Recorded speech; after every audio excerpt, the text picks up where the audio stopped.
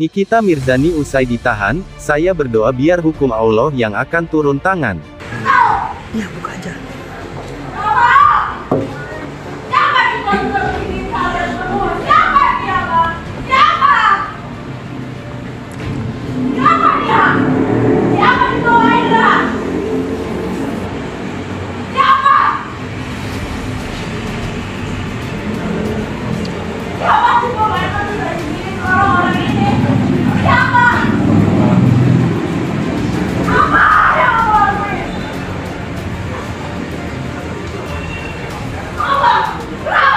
Apa Bang, dari luar aja, tenang aja.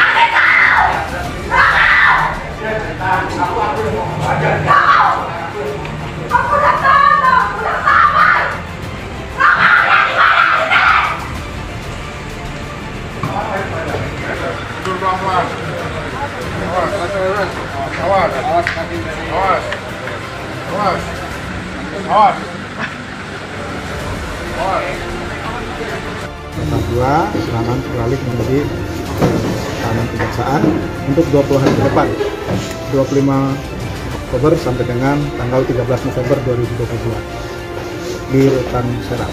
Apa pertimbangan ditahan atau Pak? Pertimbangan ditahan adalah pertama adalah alasan objektif, yaitu pasal 21 ayat 4 bahwa ancaman pidananya di atas 5 tahun. Kemudian alasan subjektif adalah pasal 21 ayat 1 KUHP mengatakan bahwa supaya terdakwa tidak mengulangi perbuatannya, terdakwa tidak melarikan diri, dan terdakwa tidak menghilangkan barang bukti. Itu saja. Karena disibukkan dengan dunia, mereka adalah orang-orang yang menyesal ketika menghadap Allah. Mereka berkata, Rabbana ya Allah, absarna, mata kami sudah melihat azab, wasami'na, telinga kami sudah mendengar pekikan teriakan azab, farji'na, balikkan lagi kami ke dunia, kembalikan kami dalam kehidupan, inna muqinun, kami yakin seyakin-yakinnya. Tapi hari itu penyesalan tak lagi bermakna. Berapa banyak orang yang sampai hari ini masih hidup, tapi dicabut Allah subhanahu wa ta'ala nikmat iman dan Islam dalam hidupnya. Padahal orang yang terlaknat adalah orang yang ketika diberikan nikmat, manusia menyangka itu nikmat, padahal itu hanyalah azab yang tertunda.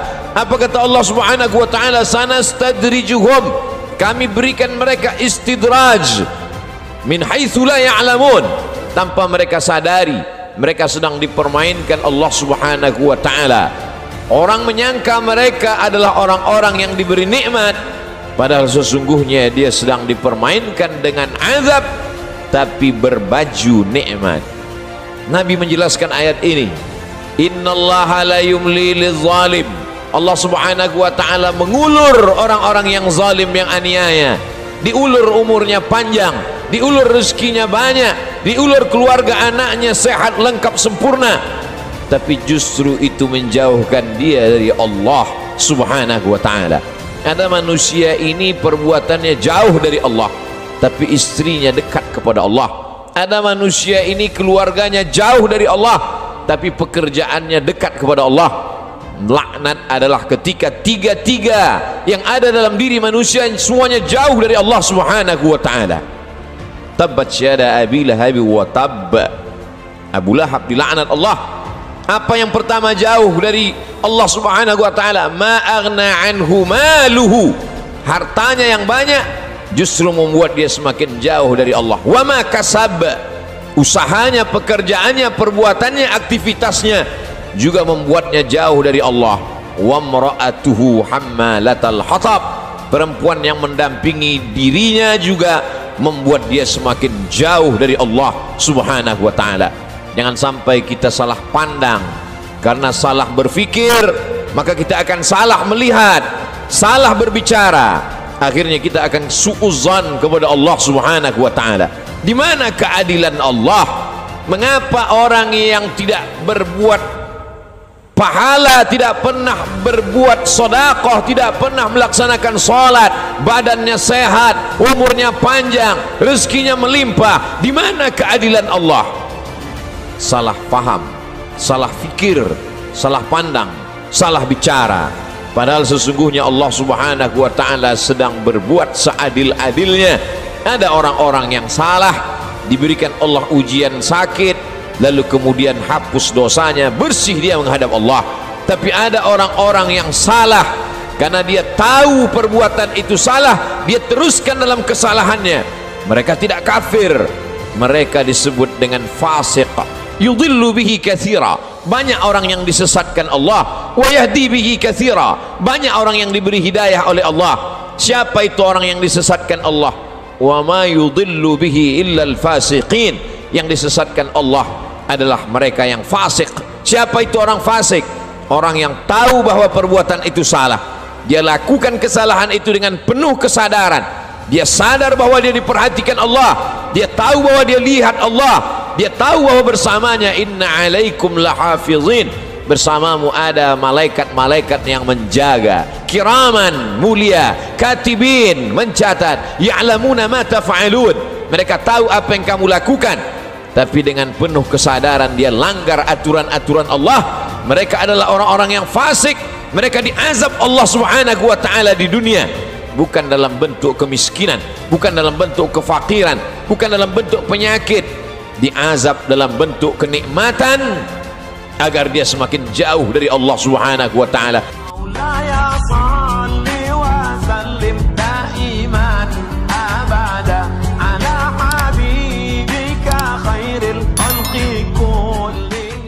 Nikita Mirzani usai ditahan, saya berdoa biar hukum Allah yang akan turun tangan. Nikita Mirzani ditahan di Rutan Kelas UIB Serang usai berkas perkaranya atas kasus dugaan pencemaran nama baik terhadap Dito Mahendra, diterima pihak Kejari Serang. Ibu tiga anak ini awalnya sempat menolak ditahan dan mengamuk di ruang Kejari Serang. Namun, setelahnya ia bersedia dibawa ke rutan dan masuk sel yang berisikan 8 warga binaan perempuan lainnya. Usai ditahan, Nikita sempat menyampaikan sebuah pesan kepada pengacaranya, Fahmi Bahmid.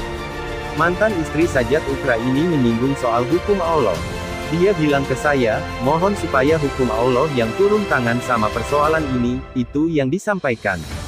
Dia yakin, siapa yang menzalimi pasti Allah akan turun tangan untuk menyelesaikan permasalahannya.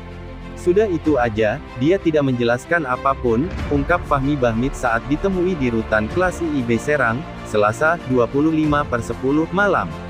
Dia bilang, saya akan berdoa biar hukum Allah yang turun tangan, tambahnya. Fahmi mengatakan bahwa sejak awal dirinya tidak mengetahui bahwa Nikita akan ditahan pihak Kejari Serang.